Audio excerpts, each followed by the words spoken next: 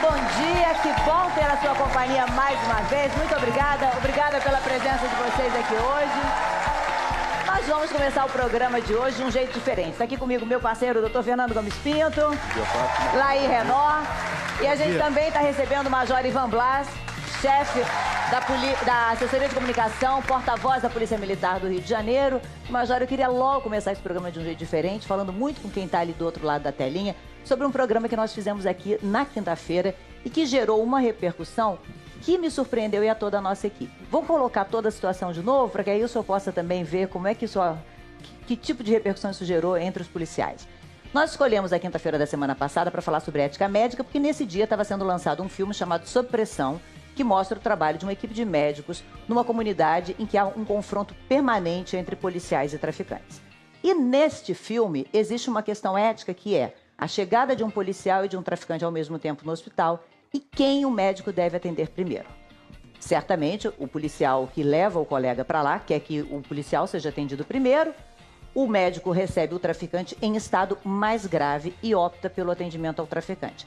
Nós trouxemos essa pergunta aqui para o palco e estávamos com os atores que faziam o filme. Nós trouxemos também o neurocirurgião Fernando Vasconcelos, não era o doutor Fernando, que estava aqui com a gente, era do Hospital Municipal Souza Aguiar, para falar como é a questão médica, como é que eles enfrentam este dilema. E a imagem lá mostrava que os atores foram direto para o lado do traficante, porque tinham feito laboratório, ou seja, tinham ido aos hospitais e visto que, na verdade, o médico, por questões da profissão deles, não pergunta quem é a pessoa. Acho que faz parte do juramento da formação do médico, né, doutor Fernando? O médico se forma, existe o juramento de Hipócrates e todo um código de ética médica. Isso faz parte. A função do médico é manter a vida.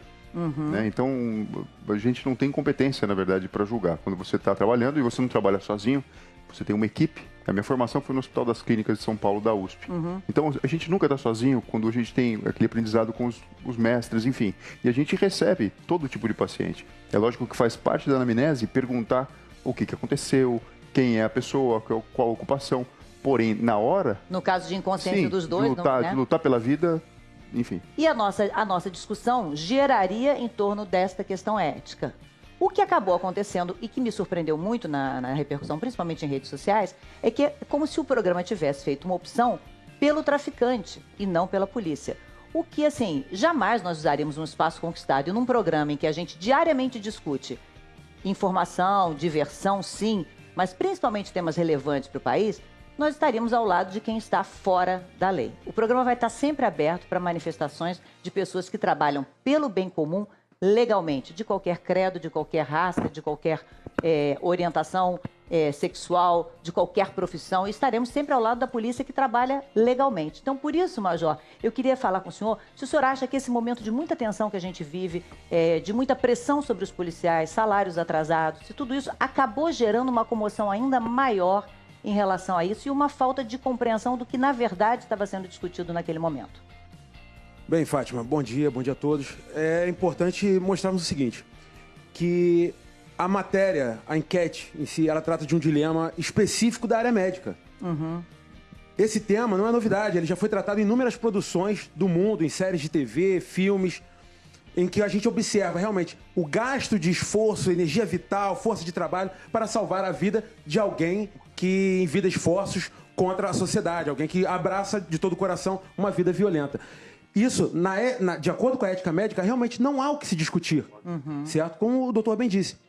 Contudo, quando a gente pega um pano de fundo, em que nós temos aí uma crise ética, moral, política, econômica no Brasil, e que a gente observa ali uma imagem fria, onde há polícia versus traficante, e uma maioria do público-alvo migrando para o lado traficante, remeteu-se a uma escolha que já foi feita há 2000 anos atrás. E que a população escolheu Barrabás. Hoje, é importante que venhamos a esclarecer isso.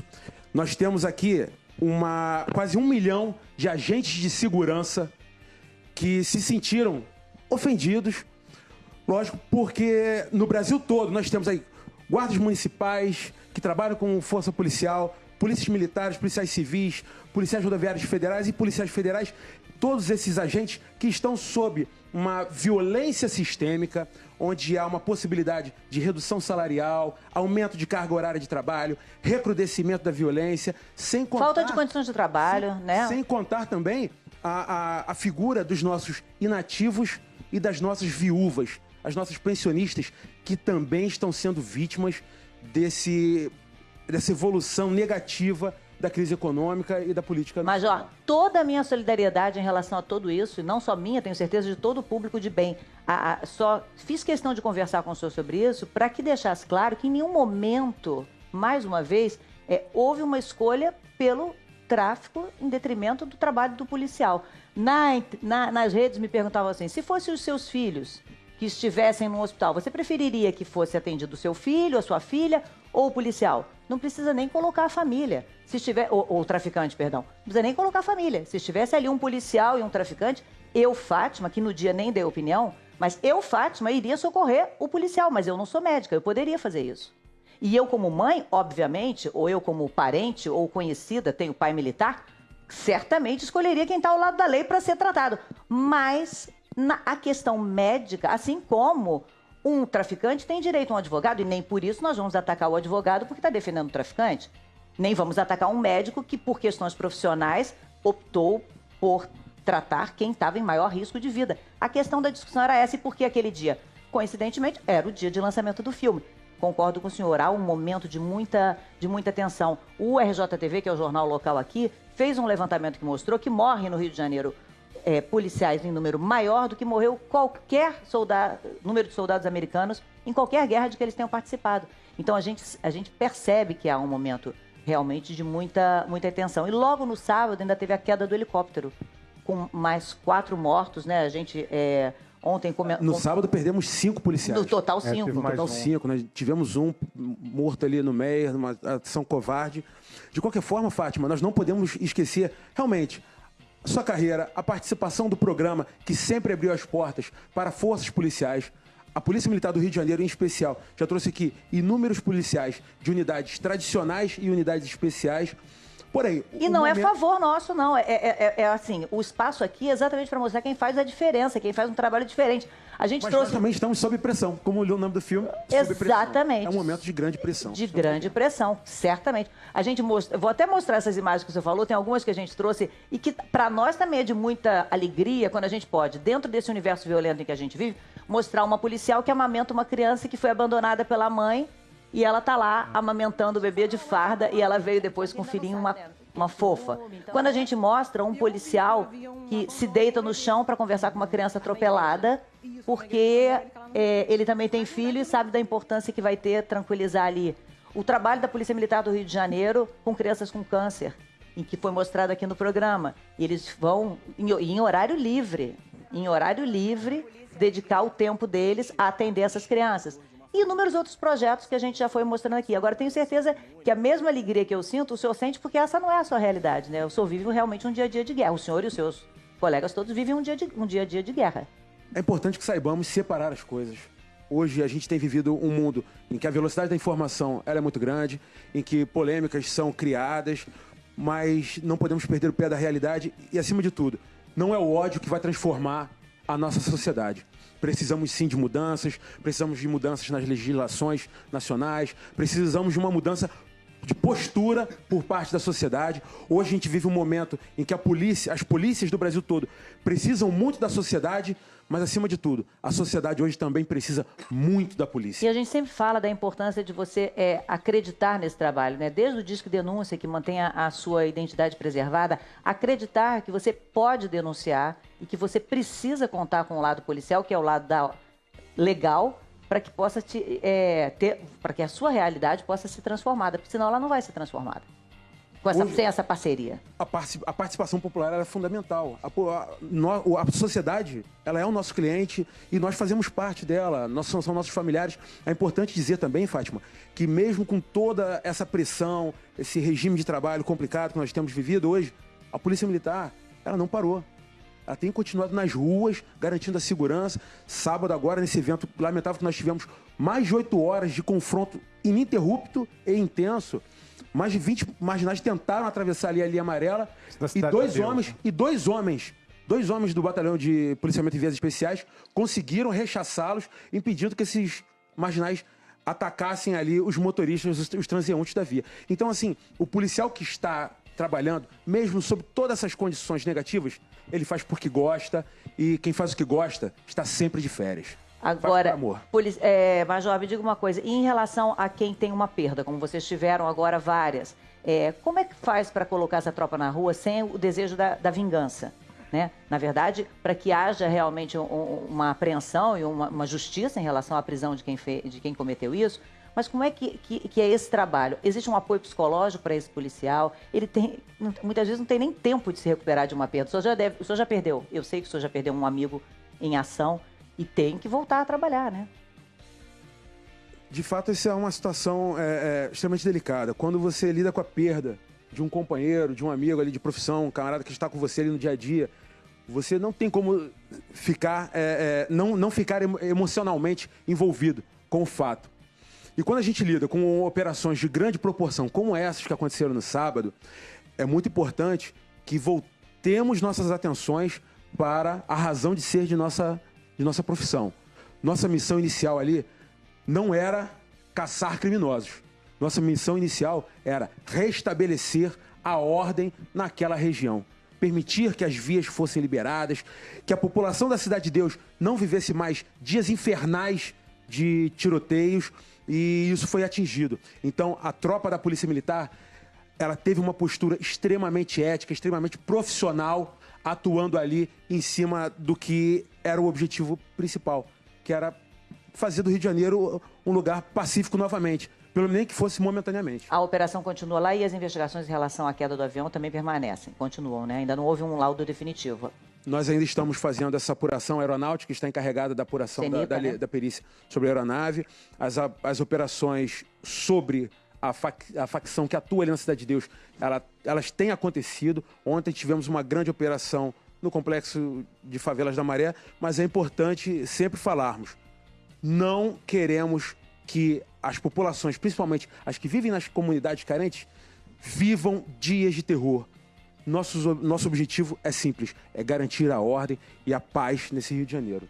Agora, o senhor falou dessa situação do servidor público e, infelizmente, e não é só a questão da polícia, né? A gente tem professores, médicos, muita gente nessa mesma situação, nesse momento de crise em que vários estados estão enfrentando uma dificuldade econômica, estrutural muito grande. A gente tem um exemplo muito bacana que veio do Rio Grande do Sul. Na verdade, a gente recebeu aqui uma mensagem da Central de Atendimento aos Telespectadores de uma mãe, é a Daniela.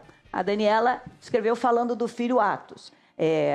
Vocês são de que cidade? Novo Hamburgo, né? De Novo Hamburgo. Lá também os professores estão enfrentando problemas de atraso de salário, parcelamento, na verdade, do salário, né? É uma situação que já existe em torno de 10 meses. Uhum. E realmente nós temos casos de professores que estão passando muita dificuldade em torno disso. Que o salário não chega, dependem daquilo, né? E são, às vezes, uma família composta de 2 pessoas que são servidores públicos e estão na mesma situação. Eu vou só dar uma pausa nessa nossa conversa para chamar os outros convidados que já estão aqui para a gente poder conversar. Vou chamar para ficar aqui com a gente Michel Melamed, o ator, a atriz Isabela Santoni, a escritora Isabela Freitas e o Nando Reis, que vai cantar para a gente. Convido vocês a se sentarem só para ouvir a história da Daniela e do Atos, que eu acho super interessante, que mostra um pouco o que o Major estava falando, da importância da participação da sociedade para a melhoria de uma condição geral. Então, a Daniela e o Atos, ela contou para a gente o seguinte: acho que vocês aí no encontro deveriam mostrar a atuação de alunos dessa escola. Eles estão arrecadando cestas básicas e dinheiro para ajudar os professores que estão com seus salários atrasados. Exato. A comunidade que aconteceu, nós nos unimos, a comunidade escolar e a comunidade da cidade, inclusive, para conseguir medidas mais efetivas, não somente com greve, protesto, mas demonstrar um ato de solidariedade que nós estamos do lado dos professores. Eu acho que isso serve de exemplo para todo o país, porque como nós nos unimos por uma causa maior, nós vamos conseguir mudar essa situação. A educação no nosso país precisa mudar, e urgente. A gente estava... Atos, vocês estavam ficando sem aula, os professores não tinham condição de ir para dar aula, não é? Sim, exato.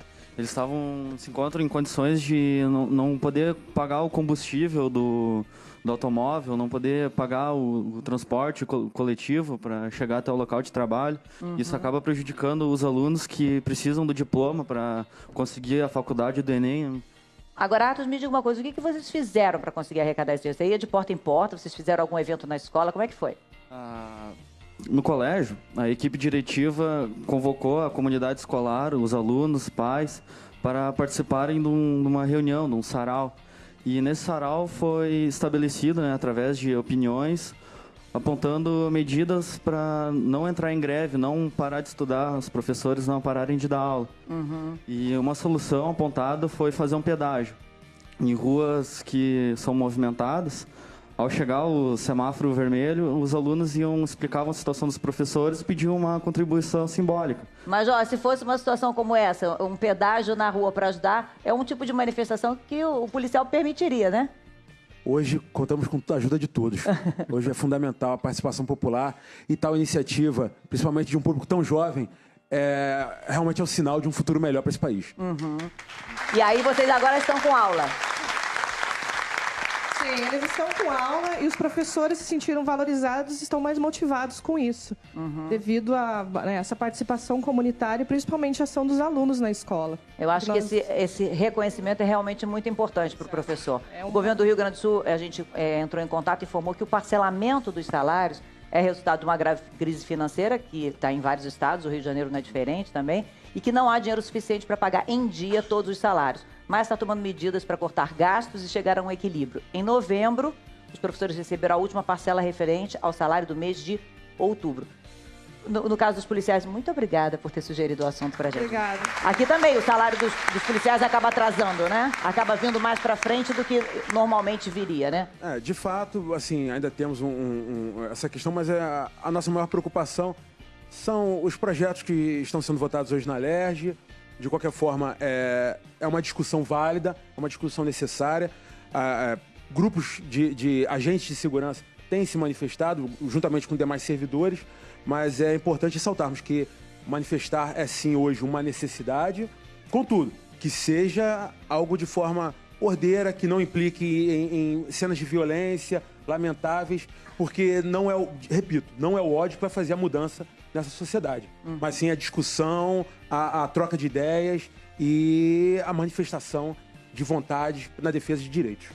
Major, gostaria muito de agradecer pela sua presença, dizer que a gente acabou involuntariamente dando muito trabalho ao senhor na sua primeira semana à frente da função como porta-voz da Polícia Militar do Rio de Janeiro, que a gente possa futuramente voltar a mostrar os exemplos que eu mostrei aqui antes, de coisas positivas, de momentos bacanas que são desenvolvidos pela polícia, e saiba que nós aqui do Encontro estaremos sempre com o espaço aberto para todo trabalho de bem e legal que for feito, seja da polícia, seja de qualquer área da comunidade. Muito obrigada por ter vindo conversar com a gente e por ter aceitado e entendido a importância desse convite. Muito obrigada.